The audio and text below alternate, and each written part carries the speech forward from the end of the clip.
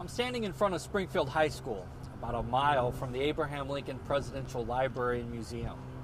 When Abraham Lincoln lived in Springfield, there was not a high school here.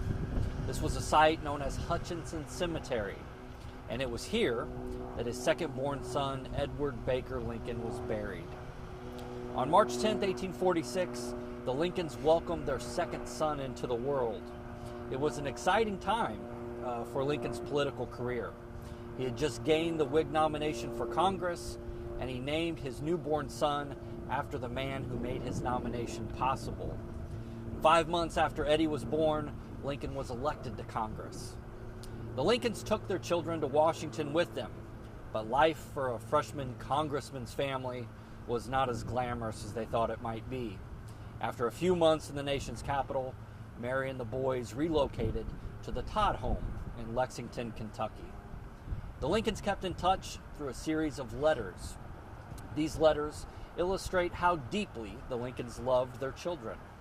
The letters are filled with anecdotal stories, like the time Robert brought home a stray kitten, and little Eddy grew attached to it until Mary's stepmother banished it from the home, despite Eddy's protests. These letters are in our collection at the Abraham Lincoln Presidential Library. By the time the Lincolns returned back to Springfield, Eddy was battling some very serious health problems. He was suffering from consumption or tuberculosis.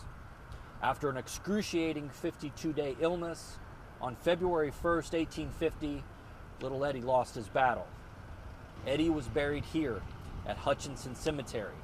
A marble tombstone marked his grave, with an angel at the top and the phrase, "Of such is the kingdom of heaven," engraved at the bottom. His original tombstone is on display at our museum. Today, Eddy is buried alongside the rest of his family at Oak Ridge Cemetery in the Lincoln Tomb. You can learn more about Eddy and his family by coming to see us at the Abraham Lincoln Presidential Library and Museum in Springfield, Illinois. Thank you for watching.